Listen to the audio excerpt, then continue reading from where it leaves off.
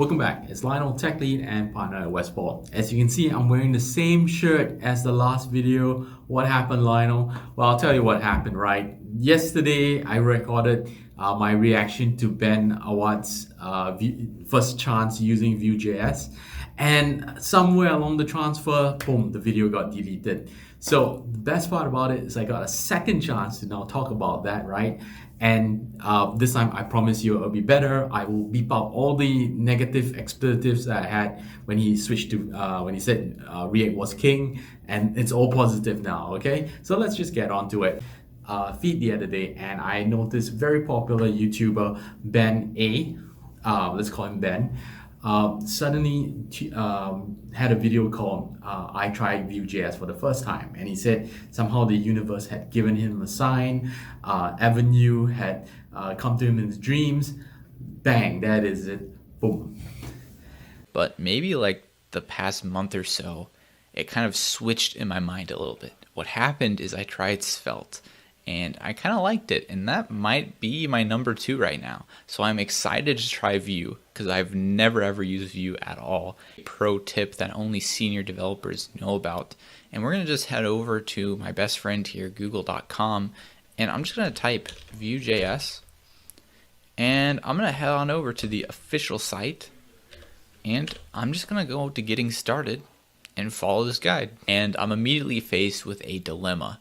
It looks like the current version is 2x, and they have 3x in beta. And I've been hearing people talk a little bit about 3x, and I'm kind of tempted to just try 3x and see the latest and greatest from Vue. Now, this part of the video was pretty interesting. I do recommend that everybody, if you're learning Vue.js, the home site is an excellent source of information. Vue actually does a really good job going into the home site. I think that's excellent.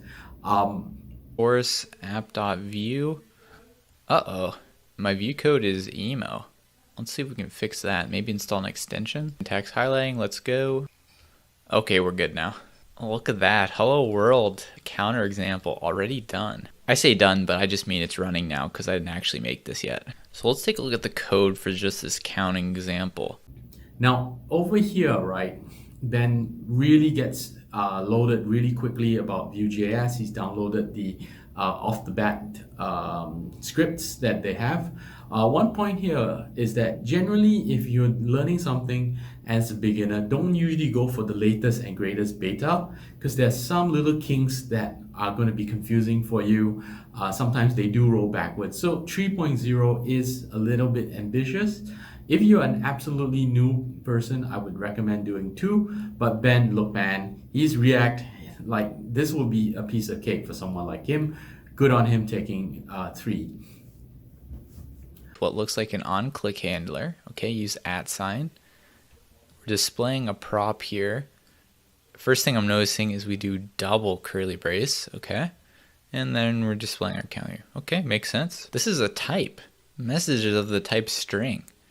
What is going on here? Is Vue using TypeScript, or is this just the string object that it's going to make me pass a message in? Let's see. Okay, so here's us rendering hello world message, and what happens if I don't listen to you and I make this message 5? What in the world? Okay, so this is me before I saved it. I save it, and Prettier made this into a string. Okay, hold on. Maybe I need to do this. Is that how I pass? Dang it, how do I pass numbers? So I'm in the props. Okay, down here you can see one comment I like to make is how fast Ben is going through most of the code. This is just a testament of what Vue.js and how easy Vue.js is. Now, a different point that he is identifying, right, is how come Vue.js seems to take every input as a string, you know, with those commas. Now, just a pointer down here, right? Remember that React basically is JavaScript that pushes HTML. Okay, so from there they can have all the different kinds of types of the variables. Vue.js on the other hand is actually HTML powered with JavaScript. So when you put in anything that's HTML, always starts as a string, and the interpreter handles that, changing it into the various variable types in the code, and then mutating them inside the HTML. So it's two styles of thinking. One is JavaScript to HTML. The other one is HTML, JavaScript, HTML. So that's the difference in the thinking. One point about this is that he's feeling very uncomfortable about the TypeScripts because he doesn't know what type. He likes to inspect them. That is a natural feeling when you do that kind of switching. And we'll use our V model, and we're connecting it to text, and bam, we already have our form done. Now we just push on this dot text, and this is going to be an object. So this is going to be text, and complete is going to be false. Parameter E implicitly has any type. Is there not a way to get TypeScript to infer that this is an event type? I guess there's not a way in Vue. That's kind of sad. But maybe there is. I mean, I'm just a Vue noob. What do I know? But because I'm passing it in here, I can't just like stick a lambda there. HTML form event. And so here's the thing. In types, in React, how I would figure this out is I would hover over the handler, and the handler would tell me what the parameter. You know, the funny thing, right, was the first part, my mic was actually not plugged into the video. So another blooper down here. I was so excited about Vue.js, didn't even do that. Anyway, talking about the Vue.js itself, right? You see Ben going through the different types of directives there are. One complaint he has is about the type scripting support. Now, to be honest about this, as a Vue.js developer, I never struggled with this issue because we come from the point of HTML first.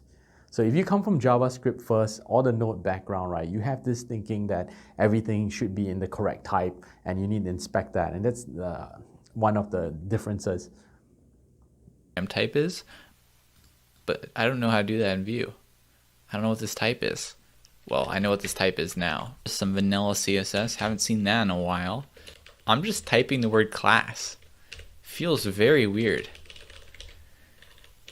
Feels very weird that that's not there. App4 does not work, even though it doesn't error out. But of course it doesn't error out because that works as well. And it doesn't do TypeScript checking, but I forgot about that stuff. So I was just like, you know what? It's not mad at me. Of course it's okay. Okay, let's go back to correct syntax now. To do dot complete is equal to not to do dot complete. Nice, it actually works. I like writing stuff like that. Okay, that syntax is actually kind of nifty. So I guess if this variable is true, it shows a class called active. Bam. Piece of cake. What I've heard is really nice in Vue is their state management. So I want to try Vue.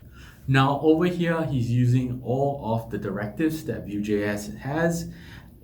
You notice how quickly he's going through each of these things. He is an experienced developer. However, he's picking up the syntax without actually having to dive in or double checking this. If you're a beginner, I would suggest you just write that on the side so that you know how it looks like.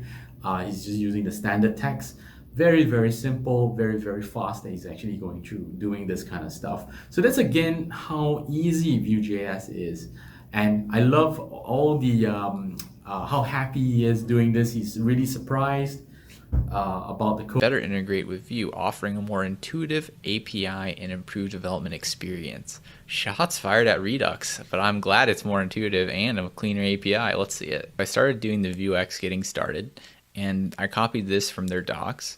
And I tried importing use from Vue and it didn't exist for some reason. And I see all these articles talking about how you might not need Vuex with Vue 3. Kind of funny. So anyway, I'm ditching Vuex. I'm just going to use the cool Vue 3 reactive stuff. Okay, this part is really, really interesting. Vue 3, right, is starting to do away with Vuex. So Vuex was a concept that was pretty good for Vue 2. Where we needed some sort of local data store. Moving forward, right, we're actually going to have variables that are globalized in nature. So you won't suffer from this kind of parsing variables. And I think it will be a thing of the past where you actually think about this store of information down there. Once you move to Vue 3, it will be like global variables are just normal. So this is a highly experimental part of Vue 3. I expect this to become the norm and it will be in production, but don't take this as the standard as it is now. Okay, so the final conclusion here, you can see from Ben's reaction, he's very, very happy about it. He's actually smiling, he's mutating the variables, he's playing around with the code. That's the kind of feeling that you want to have when you actually work with a JavaScript framework. You don't want to be, stuck trying to compile stuff. So he's actually loving this stuff. And then React is still the king. Here, this is the last part where he has to secretly say, as though he had been caught, stealing in the cookie jar, that React is still king. So, to me, this is great. I love when other developers try out Vue.js. That's how we can convert them from the dark side into the light side. From Darth Vader, where he's finally coming back to the good side of the Force, and away from the evil empire. I advise all of you guys, if Ben is giving it and he's giving the thumbs up, he's comparing it with Svelte, why not give Vue.js a chance? So that's the bottom line, because Tech Lead said so.